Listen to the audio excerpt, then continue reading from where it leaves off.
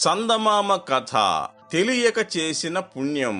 పూర్వకాలంలో కాశీనాథుడు అనే ఒక యతీశ్వరుడు ఉండేవాడు. అతనికి ఇవ్వడమే గాని పుచ్చుకోవడం అనే తెలియదు. ఇలా చేస్తున్నామనే విషయం స్ఫురణకు లేకుండానే కాశీనాథుడు రోజు లోకానికి ఎన్నెన్నో ఉపకారాలు చేస్తూ ఉండేవాడు. తమకు తెలియకుండానే సూర్యచంద్రులు ఎలా మనకు వెలుగునిస్తున్నారో, ఎటువంటి ప్రతిఫలము కోరక పువ్వులు మనకు వాటి పరిమళాలను ఎలా వెదజల్లుతున్నాయో, అలాగే కాశీనాథుడు తనకు తెలియకుండానే లోకానికి మంచి చేసేవాడు. ఈ విధంగా కాశీనాథుడు చేస్తూ వచ్చిన పుణ్యంతో స్వర్గలోకమంతా నిండిపోయింది. ఇది చూసి దేవగణం అందరూ ఆశ్చర్యపోయారు.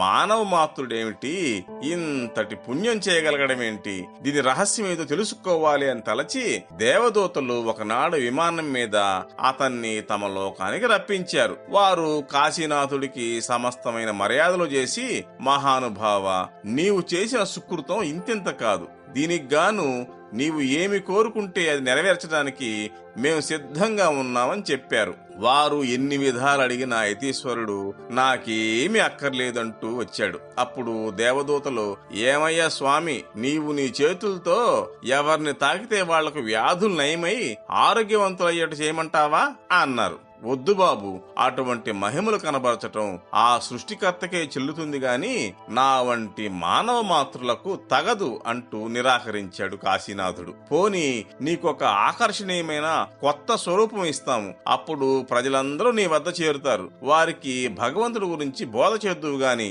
అని మళ్లీ చెప్పారు వారు. అందుకు కాశీనాథుడు, వద్దు వద్దు, జనులు నా వద్ద చేరడం ప్రారంభిస్తే దేవుణ్ణి మరిచిపోతారు. అయినా దేవుణ్ణి గురించి ఒకరు బోధించేదేమిటి, ఆయన తన సంగతి తానే చూసుకోగలడు అని బదులు చెప్పి తప్పించుకో చూచాడు. అయితే చెడ్డవాళ్లను మంచివాళ్లుగా మార్చే సాధనం ఇస్తాము, దాన్ని ఉపయోగించావంటే నీకు గొప్ప కీర్తి వస్తుంది, ఏమంటావ్ అని అడిగారు దేవతలు. వద్దయ్యా బాబు, ఎక్కడో దేవదూతలు చేయవలసిన ఇటువంటి మహత్తర కార్యాన్ని నన్ను చేయమంటారేంటి అన్నాడు కాశీనాథుడు. మహాత్మా, మరి మేము ఏమి ఇస్తామన్నా వద్దంటావే, నీ అంతటి నీవే ఏదన్నా కోరుకో అని బలవంత పెట్టారు దేవదూతలు. నాయన, పరమేశ్వరుడి కృప ఉంటే చాలు, అంతకు మించి నాకేమీ అక్కర్లేదు అని తప్పుకున్నాడు కాశీనాథుడు. స్వామి, నీవు ఇది కావాలి అని కోరుకోకపోయినట్టయితే మేమే ఆలోచించి ఏదో ఒకటి నీకు ఇవ్వక తప్పదు అని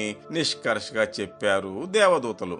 అందుకు కాశీనాథుడు చిరునవ్వుతో, ఓహో అలాగా, అయితే నాకు తెలియకుండానే నేను లోకానికి ఉపకారం చేయగలిగే వరం ఏదైనా అనుగ్రహించండి అన్నాడు. అతను ఇలా అడిగేసరికి వాళ్ళు కంగారు పడ్డారు. నలుగురు కలిసి బాగా ఆలోచించి చివరకు ఒక చిత్రమైన మహిమను కాశీనాథుడికి ప్రసాదించారు. యతి నడిచేటప్పుడు వెనుక వైపున ఇరుపక్కల నేల మీద అతని నీడ పడుతుంది కదా, అతనికి అగుపడని ఆ నీడ పడినంత మేర ఒక మహత్తరమైన ప్రభావం కనపడుతుంది. అదేమిటి అంటే, ఆ నీడ తొక్కిన వాళ్లకు ఎటువంటి వ్యాధులైనా నయమైపోతాయి, మందులకు కుదరని మనోవ్యాధులు కూడా మాయమైపోతాయి. కాబట్టి విచారాలన్నీ తొలగిపోయి వాళ్ళు హాయిగా ఉంటారు. కాశీనాథుడు భూలోకానికి దిగివచ్చి మామూలుగా తన దారిని తను నడిచిపోతూ ఉంటే అతని నీడ పడినంత మేరలోనూ వీళ్లు పచ్చబడేవి, మోళ్లు చిగిర్చేవి, ఎండిపోయిన వాగులు స్వచ్ఛమైన జలంతో నిండిపోయేవి, కృషించి ఉన్న శిశువులు ఒక్క లిప్తలో తేరుకొని ఆరోగ్యవంతులై నవనవలాడుతూ ఉండేవాళ్లు. ఇలా తమ బిడ్డల్లో కలిగిన మార్పు చూసి వారిని కన్న తల్లులు పొంగిపోయేవాళ్లు.